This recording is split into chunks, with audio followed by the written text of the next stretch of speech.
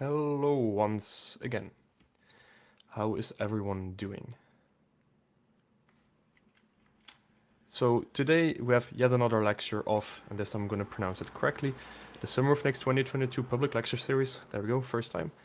So we have another lecture, this time given by Michiel. But before heading, of course, I will, again, as always, you guys are used to the drill now, I'd like to thank the people that made it possible, the participants, the NLnet Foundation, which there's a special guest from the NLnet Foundation today, which is nice, the European Commission, the NixOS Foundation, and Tweag. So without much further ado, let me pull Michiel in here as well. Hey, Michiel. Hi, Brian. And I will pull in your slides as well, and then I will drop out and you can have your stage. Good luck. So, hi everybody. My name is Michiel Leenaars. I work for an organization called NLnet Foundation. And my talk today will consist of three parts. First, I'll do an introduction of NLnet and NGI Zero. I'll do a little tour de table of the kind of projects that we fund.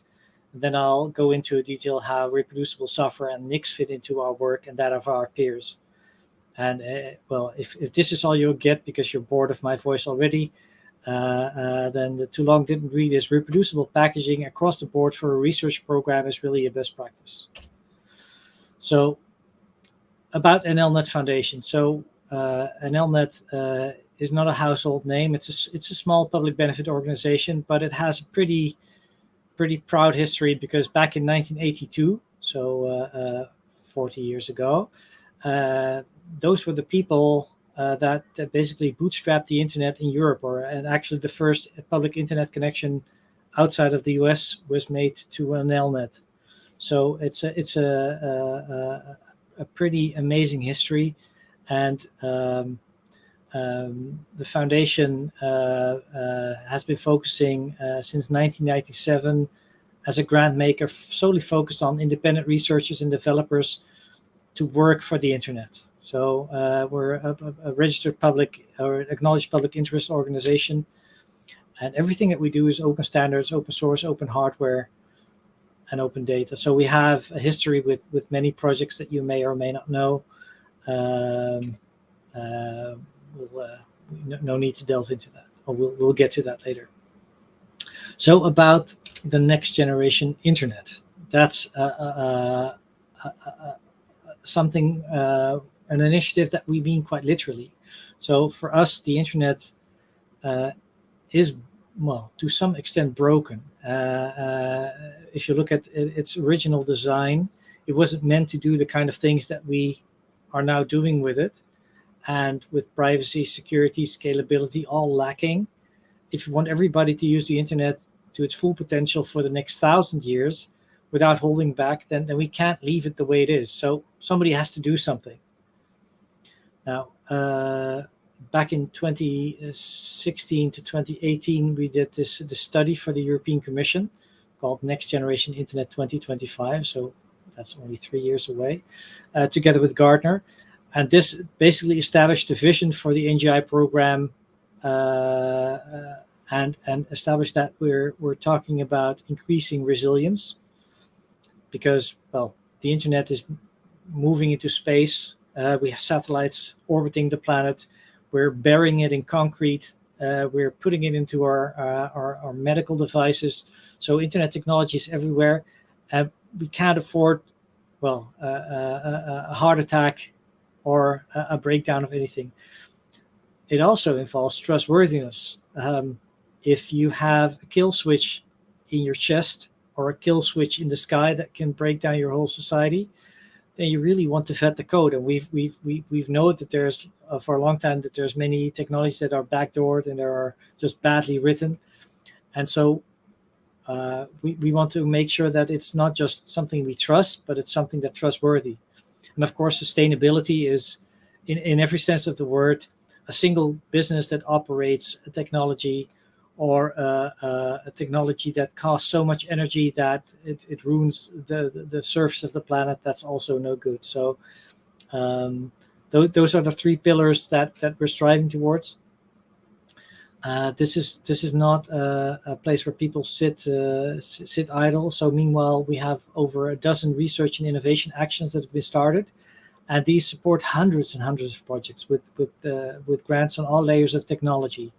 And there are some support actions as well. One of them is called NGI Zero Review, and actually the NixOS Foundation is part of that. So we'll get back to that later. So NGI distinguishes 10 layers of technology, and this really goes from, well, the top level stuff like the server that we're now using called Oncast is part of it. But we also have search engines. We have open data tools like Open Food Facts, going all the way down to actual networking infrastructure, and even lower to the actual hardware and how it's manufactured and designed.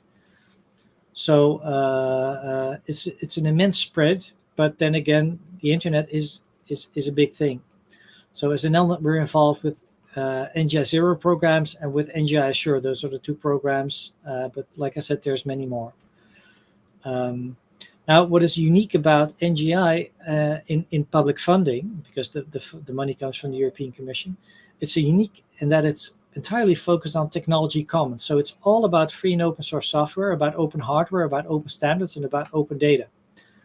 And that follows the mantra of public money, public code, which also means that everything comes with a license that you can run the software without any restrictions. You can study the source code, you can study the behavior, you can adapt it to meet different needs, and you can distribute any derivatives under the same conditions. And of course, if you only look at, say, an iPhone, you'll understand how different it is. And also, it's a big step for the European Commission to actually even do this kind of thing. So we're very much applauding their move towards this direction. Because what it enables is permissionless innovation. It allows you to pick up any topic, any piece of technology that you want, and tinker with it until it does what you want. It also means that you can make unlimited use of all of it in the research of this research and development in education, because there's access to all areas. There's no NDAs, which is in many areas of technology, like for instance in the silicon domain of silicon. It's NDAs all over. Sometimes there's 3 layers of non-disclosure agreements that you have to sign in order to just be able to use technology. So with NGI, we don't have to deal with that, and people can actually see everything, use everything, and change everything. So if you look at it from outside of the stratosphere, then the fact that these outcomes aren't the ownership of a single company, but a public good, actually moves it to some extent out of the domain of small-scale competition. Historically, this kind of funding was tended to try to breed local champions, so companies that could take a global position and make a lot of money. But it actually moves it into the realm of global collaboration. So, which is what I believe made the internet as important and the web as important as it is today. So what we try to do is try to be almost invisible, because good grant making isn't about us as an organization. It's about enabling the people that do stuff. At the end of our lives, when the people that work in our foundation are on our deathbeds and we look back, what have we done? Then all we can say is we found the right people and made them do the right things. But it's other people that have to do the work. So we should get out of the way, and we give them a grant framework that gives them freedom and trust to do something awesome. And that's actually also how the NixOS and Nix community is involved, because we work with the people to make the most of their ideas, and that doesn't mean like we give them some gratuit business advice on how they can try and make a lot of money, but we give them advice on how to do false licensing. We tell them how to improve their usability, how to make sure that things are accessible to people with disabilities, make sure that people can have localized and internationalized software so that people that don't speak English can also still use it. We help them with standardization, because sometimes just doing it by yourself isn't good enough. We help them with community building and diversity, and with software packaging and distribution. This is, of course, where NixOS and Nix and the whole ecosystem comes in. Also, because we want every technology building block we produce to actually be useful and be usable, that means they have to be secure and trustworthy. So we have independent experts look at every project. And again, that's a different thing from grab the money and run while you can. So we really want to take care of all these projects. And of course, it's not just us that can monitor things, because, well, everything is published. Everything is public. So the source code of every project is available for everyone to study. You can use it, you can improve it, you can redistribute it. So if you want, you can join the effort. If you don't like some design decisions, you can fork it, but it's really up to you. And of course, this removes unnecessary dependency on single entities, but it also enables explosive growth because, well, anybody can take anything to do anything. So I've taken the liberty of putting some examples for you in a list. So let's look, because it's so graphic, to look at the bottom of the stack. So trustworthy hardware and manufacturing. And this means that we fund people that make open hardware devices, phones, laptops, measuring equipment, a 4G network, also, but going down to the realm of semiconductor development and electronics, because our goal is basically to achieve the kind of freedom and openness that we have in the software stack. We want that to be the same in hardware. We know it's different because obviously the cost of doing something and sending it to a fab is much higher. But this collaborative bottom-up approach where everybody can do everything is getting closer and closer and closer. And so some of the things that we do are like create open designs for chips, make sure that we have trusted platform modules, various kinds of peripherals and other building blocks. But we also make sure that we have new design tools and new design paradigms, for instance, doing with formal verification. So we can create technology commons also at the silicon level. And of course, the tool chains. There are some tool chains that are horribly expensive. I'm told that, for instance, for a tool like Cadence, people have to buy a $19 million license to use it.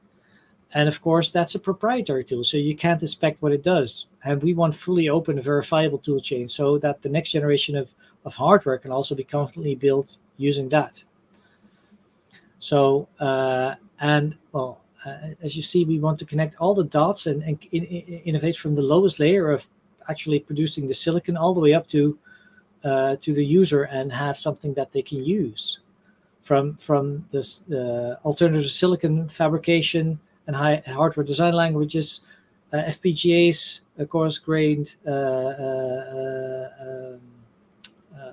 arrays, and ASICs implementing instruction sets that are not proprietary, so we can actually improve them and tweak them, operating systems that can run on those hardware platforms, all the way up to mainstream applications.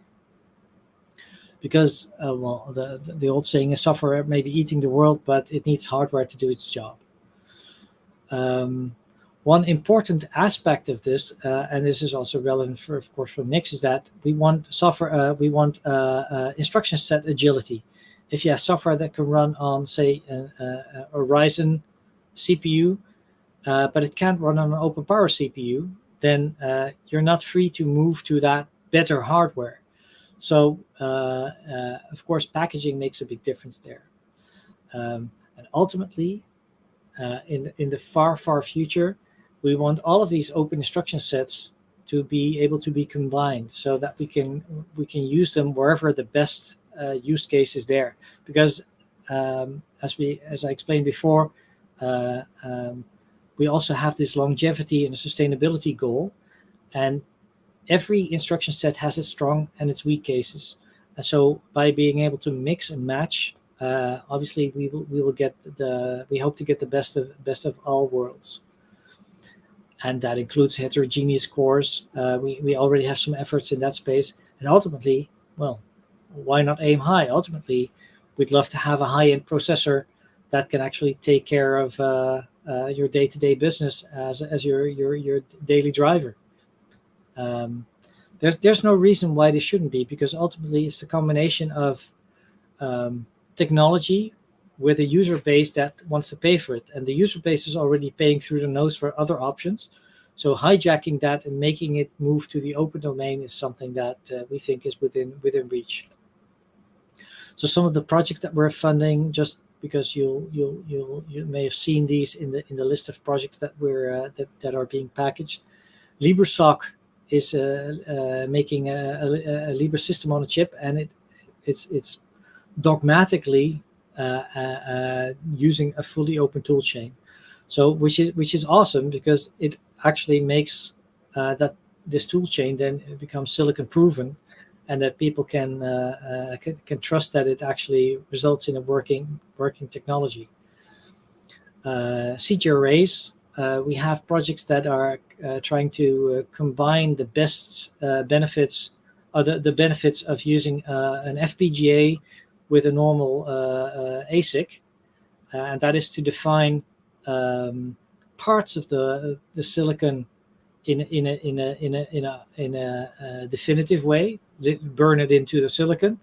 For instance, cryptographic functions that you don't want to have reconfigurable, because then they could be weakened artificially without seeing it.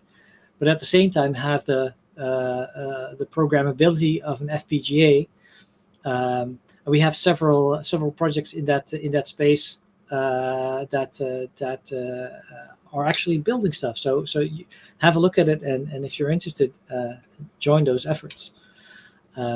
Edelise is a tool to combine many different design tools for silicon into a single tool, and it already works with over 30 different backends. So that means you can create something, and as long as it can talk to Edelise, it can talk to all these different backends. And we believe that kind of a pragmatic approach will allow a smoother transition from projects running on traditional tools running on FPGAs to actually move to, well, custom chips, and to have some agility in the tooling as well.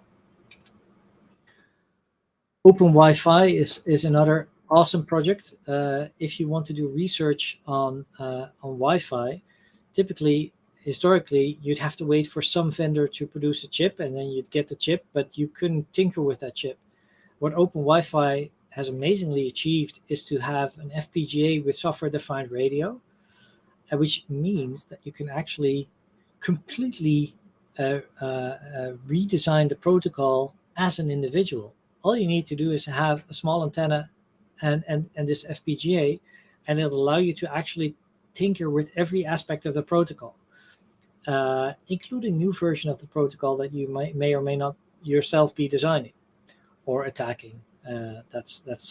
Both use cases are very useful. And of course, this is also something that you can then actually burn on a chip, because historically, if you buy some component and stick it on your in a laptop or in a phone, you have to trust the people that made it. The nice thing about having gateware you can inspect is that you can actually see if it's trustworthy, because it's just now an antenna and software instead of a black box component. Another project that we're funding is the Be Trusted project, which is done by Bunny Wang. And this is an accelerator for Curve 25519 operations. And it's a super small component, but it's really awesome. You can now, if you're making your own chip, you can actually include that and just reuse it. So you don't have to build it again over and over, because that's such an often used technology. We have a tool called Kava Tools, and this is a really nice example of why it's important to have the source code. Originally, Kava Tools was intended to simulate RISC-V CPUs, but because there's other instruction sets that people want to work with, and the source code is available, it can now be done to deliver cycle accurate emulation of, for instance, the Open Power ESA or the vector extensions that our LibreSoc project is doing.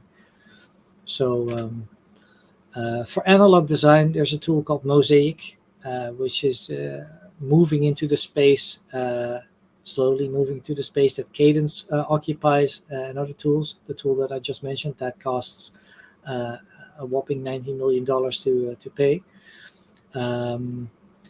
And Idea Hub is a tool to if you want to do hardware design, you don't want to use something like GitHub, which is meant for, well, essentially text level software. But if you have physical components, that you actually need to be able to work with those in a more component-like way. So so that's creating a catalog and a portal to discover and co-develop together with others circuit modules. Now, like I said, for us it's really important, given this enormous horizon of all these other architectures on the horizon, all these possibilities, to achieve architecture agility, because the open architectures that we produce, even if they have known use cases, like OpenPower has powered many supercomputers, scientific experiments, some generations of the famous game consoles actually contained the OpenPower instruction set, but they can only flourish if there's enough software to run it. And of course, we all know that software is kind of trapped inside packaging. If the software can't run, if a distro isn't available on some architecture, then you can't basically use it. So that's something why we're trying to bootstrap non-Intel architectures like RISC-V, ARM, and OpenPower, the GNU Mesh project, if people are aware, but also have icebreaker projects like like Geeks and Nix, and port them to RISC-V, so that all these applications become available in a reproducible way, and of course create devices that use these technologies, so that people can actually get them in their hands and not just on a development board that they have lying somewhere on their desktop. On those devices, of course, you need an operating system, because vanilla Android or iOS won't be running on RISC-V automatically or any day soon. So some of these OSs can be, of course, mainline Linux, but there's also a number of bespoke OSs like SUSE, which is written in Rust. And of course, you're all aware of the firmware update tool, which is a systemic tool to allow people to update the firmware for their peripherals and their computers in an automated way. And this is the kind of thing where we take the systemic function quite too hard. Well, I have a shitload of other technology building blocks, and I'll just zap through them. They're in the field of network infrastructure. We're in the field of protocols, of cryptography, of algorithms, and this ranges from all kinds of different approaches, from identity management to internet-wide tools to deliver keys. At the level of operating systems, you may see some NixOS and Geeks references there, but there's also a number of tools like Quiras that may be less familiar with, but they're still useful to create more independence from the technology that people currently depend on, like GitHub Actions.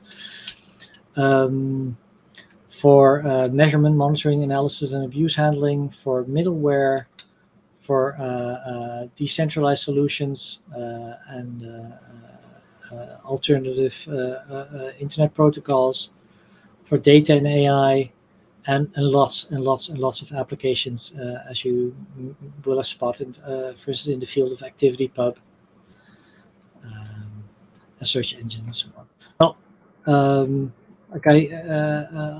quickly skip this too. We have lots of useful outputs, and I'll put the link up so you can have a look at it. But there's so many components, even though it's a relatively small program.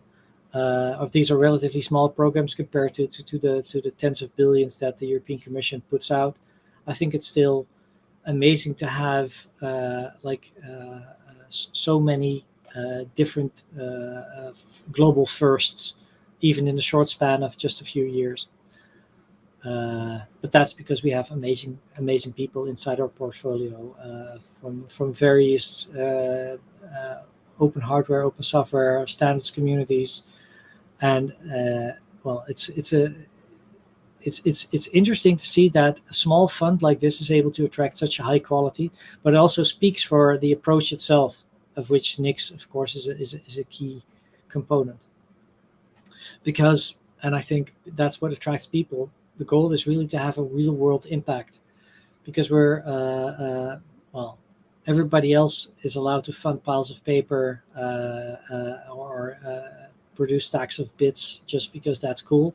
But we really want to have solutions that solve problems that society has, and technology is actually a big part of it. So technology should be solving technology's problems. So we want to actually fill gaps in our capabilities as people, as mankind. Now, to return to the topic at hand, why would we go to the trouble of packaging everything? Because we mandate, we ask the package inside the sum of our NICs to spend months of their lives packaging the technologies that I just showed. But why should that be our responsibility? Well, isn't that the responsibility of the project? Shouldn't they be taking care of this? Well, even if they have the time, do they have the expertise? And again, let me ask the question: do you have the time? Because if you're doing something as challenging as like rewriting the whole networking stack, packaging and the steep learning curve of something like Nix or Geeks is actually asking a bit too much. And if we turn the question around, well, we see that they don't pick up the responsibility. We see that most people, most programs, most research doesn't deliver in this field. And who's actually the victim of that?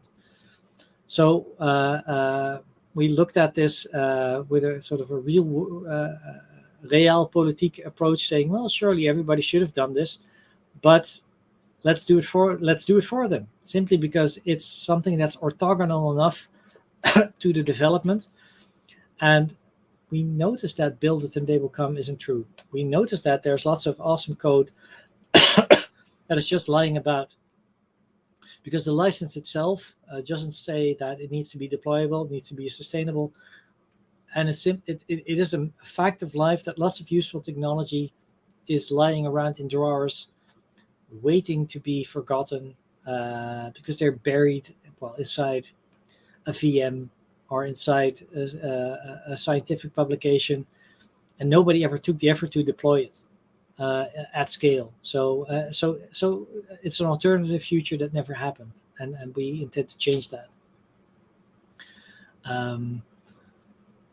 Because we find that even if through some miracle people are able to find some interesting technology and have a look at it, then if they're not in time, then bit rot has already set in. And so even if for instance, if you're using a container, then a single change of dependency may push whomever just wants to have a look at what you did into the role of an amateur software archaeologist. So if you expect people to have a look at how you've done something, and they should be looking into software distributions from even a couple of months ago, that is just pushing it. That's never going to happen. And I think we've been proven correct by history. So we can't afford a laissez-faire attitude. We really have to do something. And of course, there's NixOS that offers us a different path. because its reproducibility helps us to tackle the reproducibility crisis in science. I don't know if people know that term, but the original idea behind science was that you can make something that other people can then verify because they do the same thing. And when descriptions were as simple as they were in 1600, when the first scientific papers were written, replicating an experiment was feasible. But these days, that's just not tenable. People have to produce like crazy, and even setting up the environment of the original research can be, well, weeks, months of work. And in the case of software, that's just not necessary. Of course, outside of the domain of academia, developer environments are also the thing where you make or break collaboration with outsiders. People have the need to collaborate, but if you're inside some proprietary repo of a small company, or you're inside a hidden repository in GitHub, there's not much use. So the code has to be open, but it also has to be useful to people to have a look at, easy for people to jump into.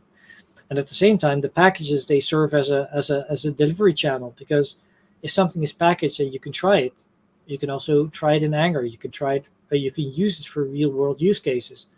So that's kind of blurring the lines of research and development in the proper way that DevOps has become a popular term.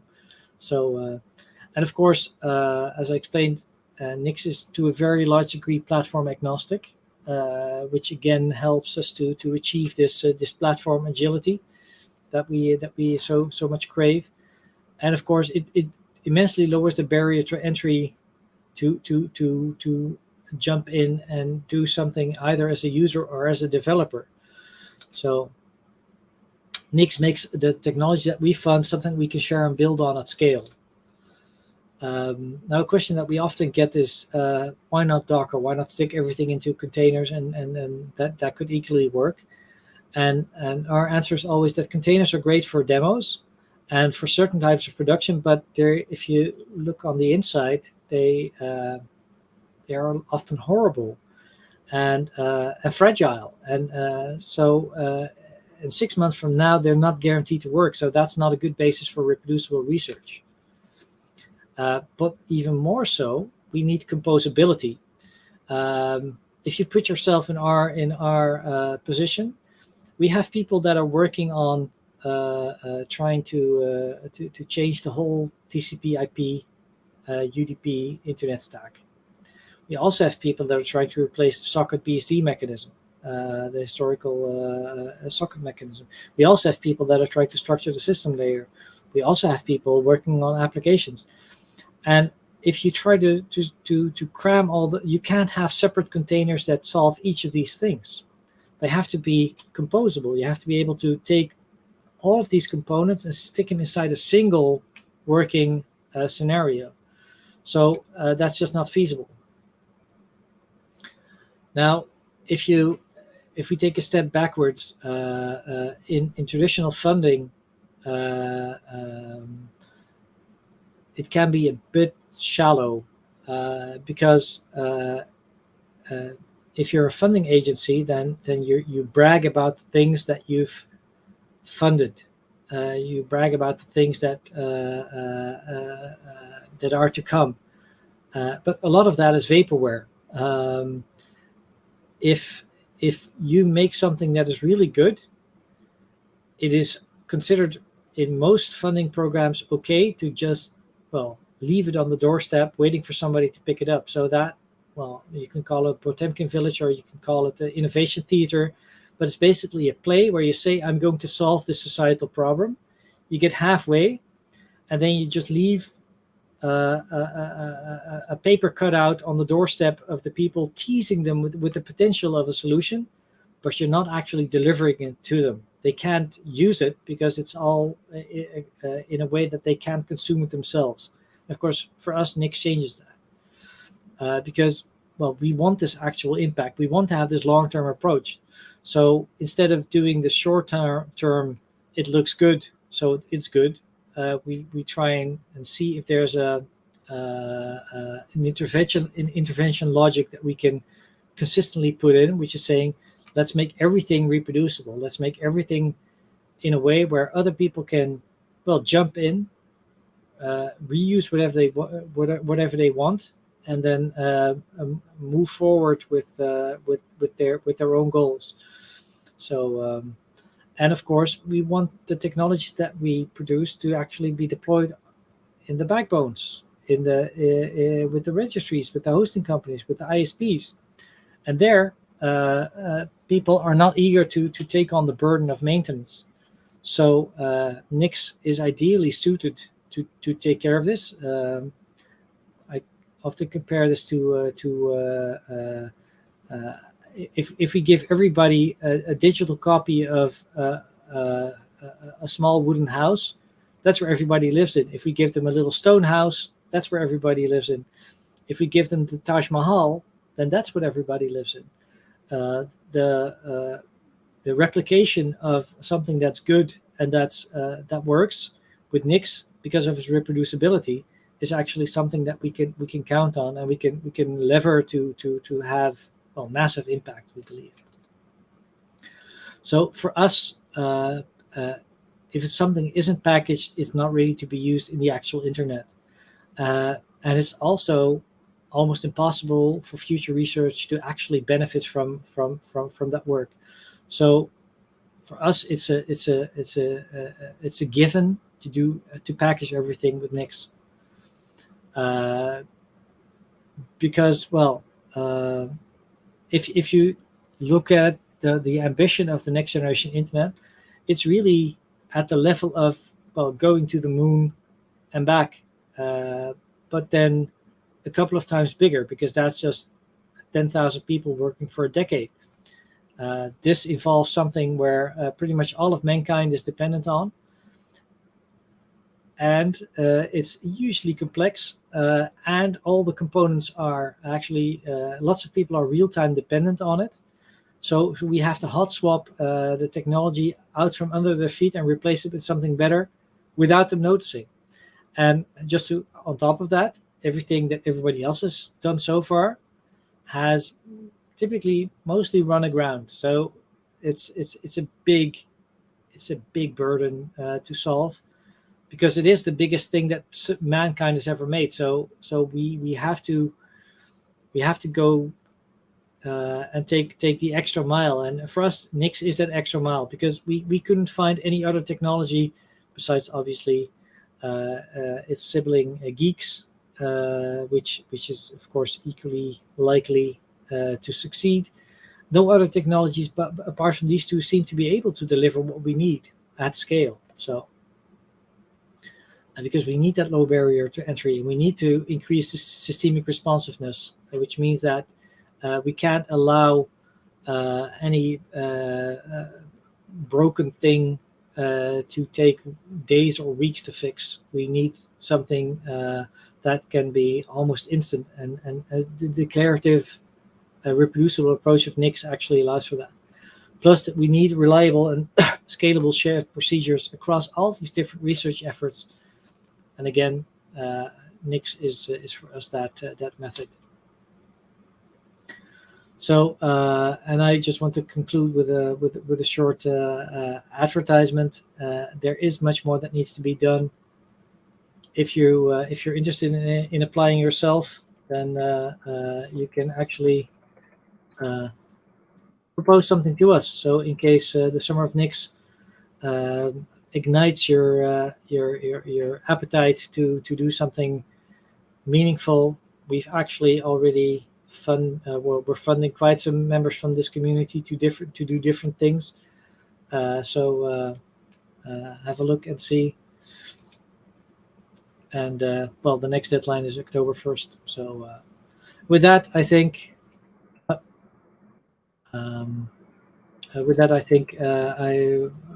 we should be open to some questions. Yes, thank you, Michiel, for the great presentation, and there are definitely some questions. So I'm going to pull Matthias in here as well. Ooh. Didn't mean to remove Michiel, meant to remove Michiel's slides. I'm sorry. Yeah. There we go, Matthias and Iris as well.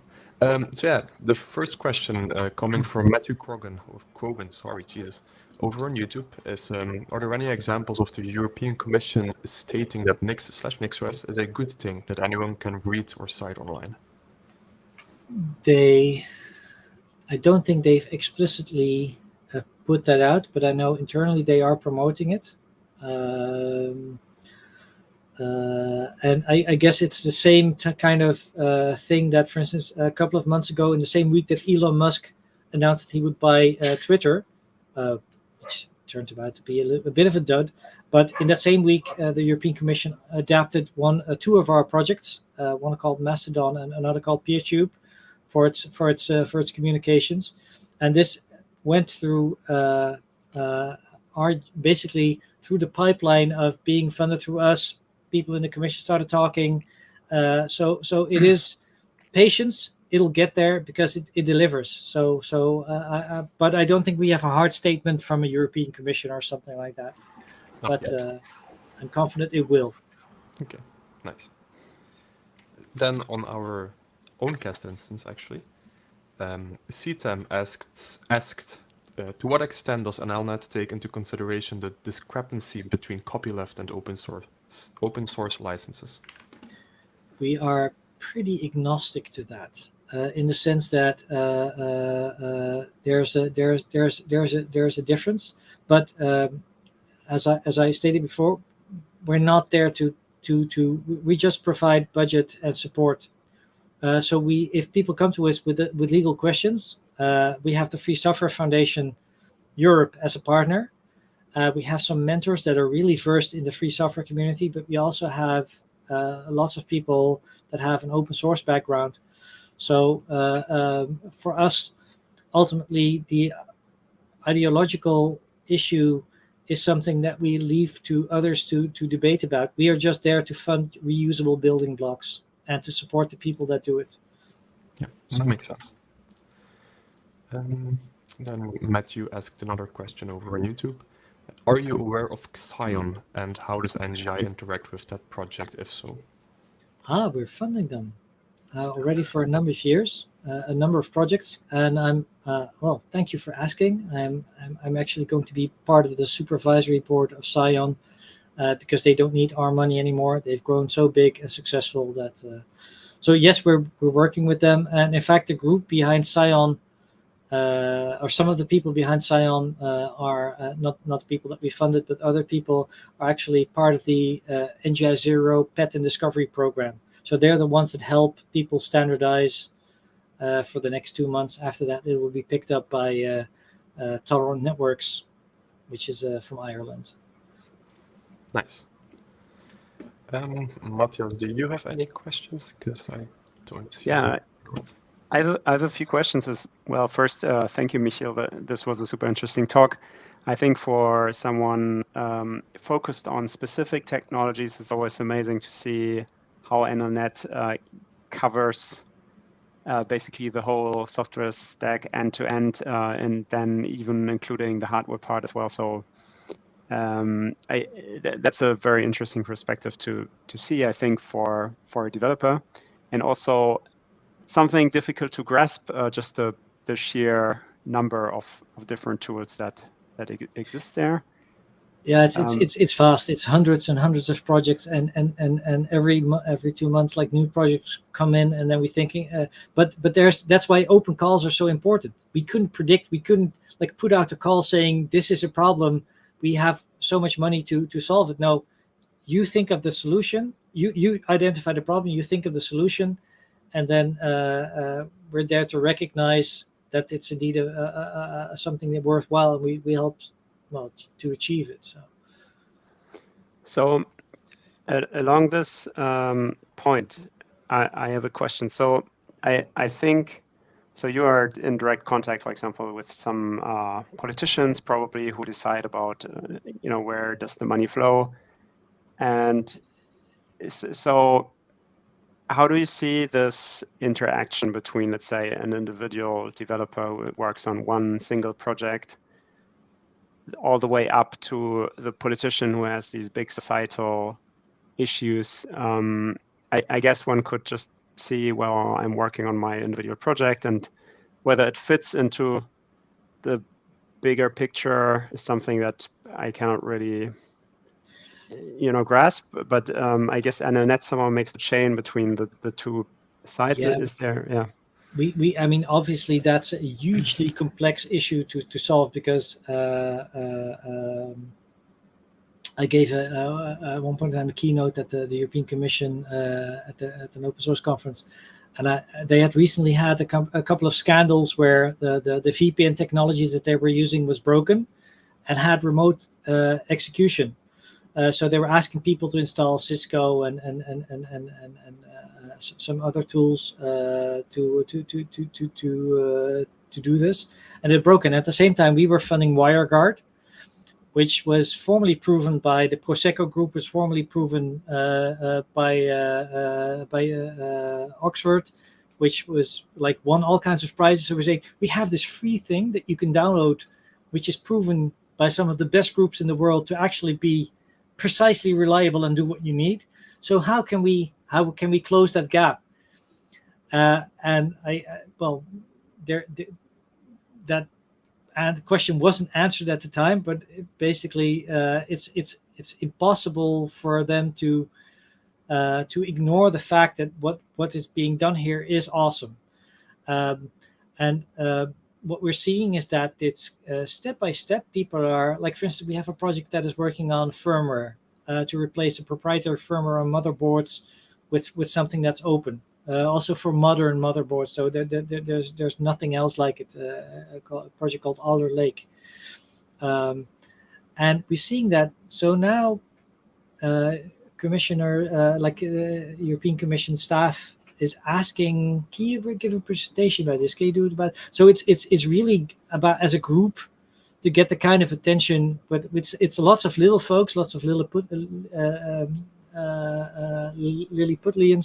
to gather and create this next generation internet thing, which is, well, a bigger sum, or you can say it's part of this. So we know it's been vetted. We know there's quality assurance. We know that, like, a collective branding without you having to live in Silicon Valley and without having to be a big entity. That said, it's also a collective thing. What we can do is to make stories, to make the story complete by having a mature solutions. Because, for instance, with analytics, the Google Analytics problem, most websites on the planet have this tracker on them, and it tells you whenever you visit something, it tells some machine on the other end of the world that you're visiting this and that and this and that. If you want to declare that illegal, people are going to say, yeah, but how are we going to do it? So we fund some alternatives that prove that you don't need to do it their way, but you can do it another way that is privacy preserving, GDPR compliant, actually has hard guarantees. Obviously, after that, it becomes a lobby on saying, well, we know for a fact that it's bullshit that we can't do it. We know for a fact that we don't need Facebook to do social networking. So, given that, can we now take the next step and say that's, well, what is illegal and inhumane should be illegal and punished? So, Michiel, before going to a question by Francis that I think fits well into this as well, but do you think so? NLnet is basically between the politicians, let's say, who have their perspective, and the developers who all of individual tools, and helps to orient and understand this whole ecosystem and make stories that are coherent, that integrate different tools and different approaches.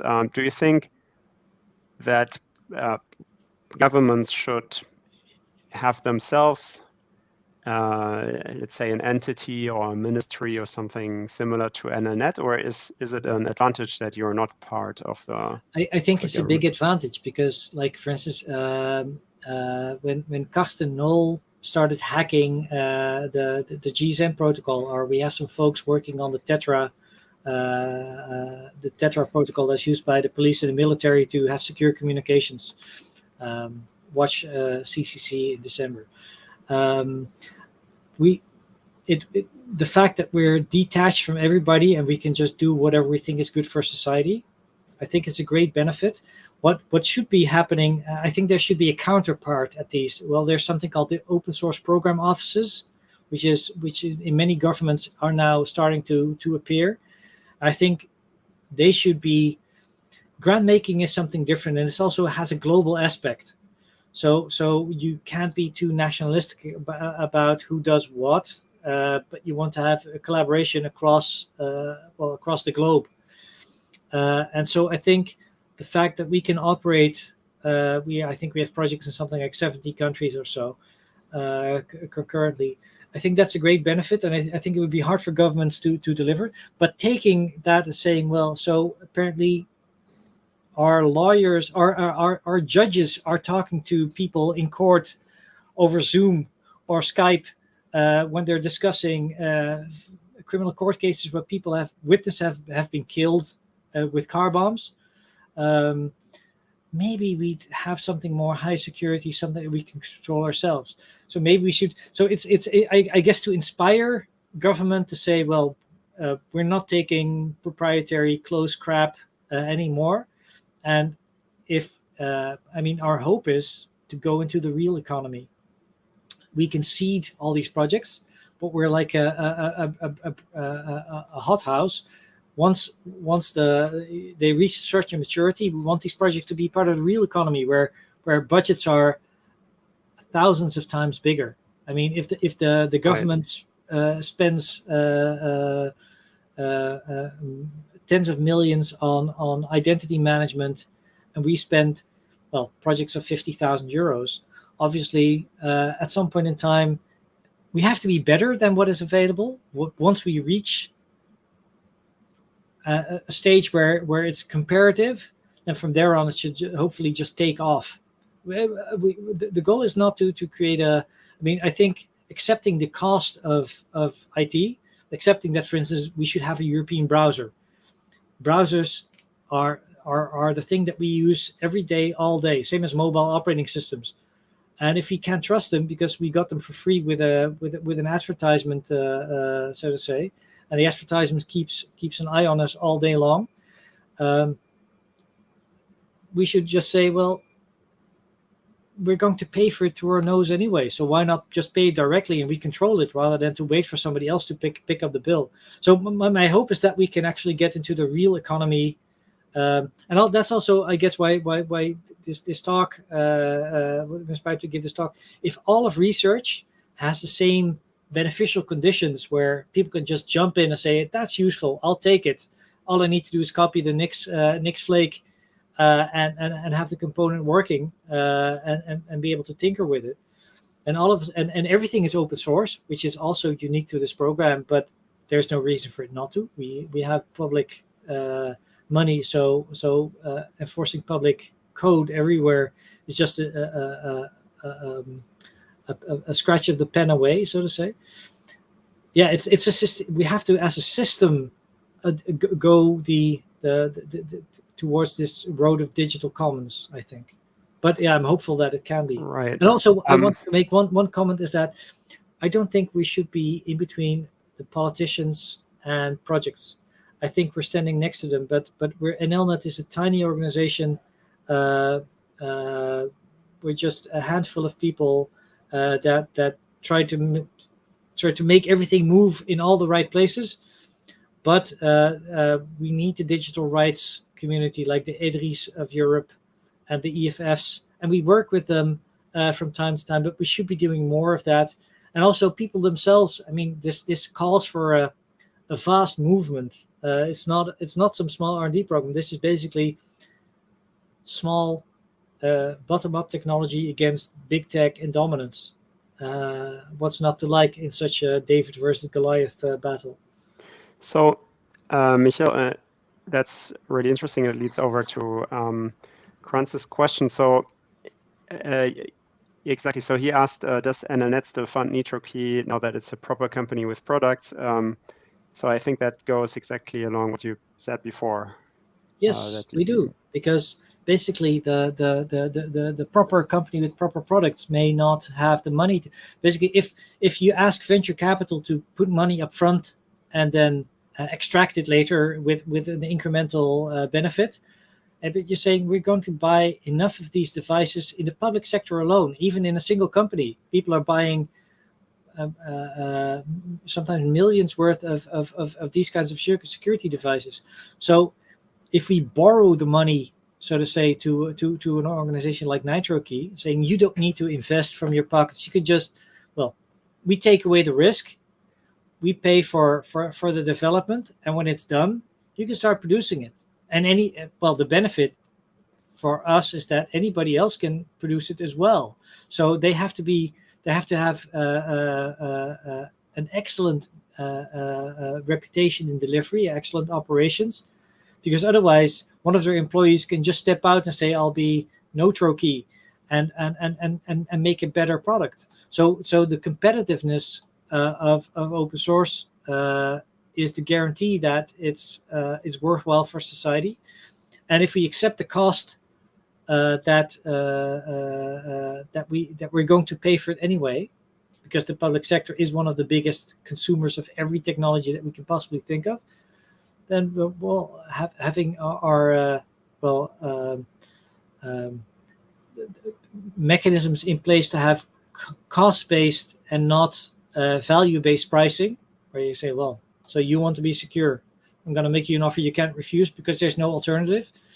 Or you have an offer where an organization like NitroKey is just the best around, so they get the money, and as long as they stay the best around, they get the money. And if all of them, like in the case of, for instance, Nextcloud versus OwnCloud, if the entire team leaves the company, the contracts may still be in place, but people will move their development on the outside, and I think that's a healthy thing. There's this ultimate Darwinian thing, which is which allows everybody to stay fresh and hungry about what they want to do, and then we take away the risk of doing that by providing grants.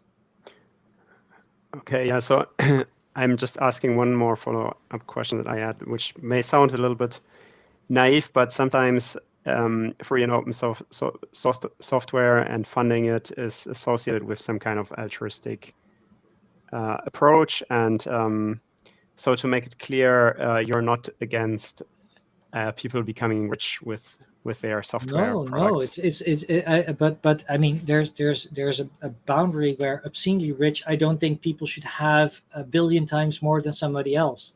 So and I think that currently, given that we have that position right now, if you manage to do that with the approach that we have, you can have. I mean, there's lots of folks that made lots of money doing open source software, free and open source software, because they're just really good. You have the brand name, you have the person that invented it. I don't think Linus Torvalds, after he became famous, had ever had a day without bread on his table, and I think he has a nice, comfortable life. That's good. There's money is just perfect, but at the same time, we love it when a 16-year-old from Ghana is able to make a new chip without asking anybody, and that for me is actually morally a higher imperative than to make certain individuals rich, because that is only a temporary thing. But if we really believe that we want all of mankind, including people with disabilities, including people with disadvantaged backgrounds, to benefit from this equally, then opening up everything to everybody all the time is kind of feels like the right thing to do. And anybody can make money, but that's clever. People can make money drawing a fart and selling it as an NFT. So making money is a thing pretty much orthogonal to developing something useful and important. It helps, and you can have fame because of that, and then you can make money off of your fame. But some people they can sit pretty on a picture and get €1 million for a photo, drinking a a certain brand of martini, and other people write great code and get famous because of that, and the people trust them and ask them to do consulting and get 500 euros an hour. Talent is scarce, and talent will be paid. I know open source developers that indeed ask 500 euros an hour. Perfectly fine. I don't have any problems with that. Right. We're running a bit short on time, so there's 2 more questions that I'm gonna pull through, if that's okay. Good. Because they're interesting questions. So tools such as Maven, which leverage artifact repos instead of sources, make them dependent on that artifact repo. This makes reproducibility inherently difficult. How is NGI handling this? And the question is asked over on YouTube by John Winger. So I don't think we have a proper solution for that. So I mean, if you know where we're coming from, is from the barren land of doing nothing, and perhaps somebody crafting some Debian packages that may or may not work at some point in time. Taking the next step is obviously going towards Nix packaging, delving into the specific issues. So there are so many edge cases that we still have to consider. I don't think we can make the promise. It's just that we care about the topic. We care about the topic at hand, and we want to invest in it. And please tell us what to do to fund, and please tell us where to invest, because you're on the inside. You see all the edge cases. You see all the problems, and we're just happy if somebody solves them, and that's how it works. People notice a problem, they come to us, ask us for money, we give them money, and they solve the problem, and everybody's happy. Okay, nice. And then Matthew asked one more question over on YouTube.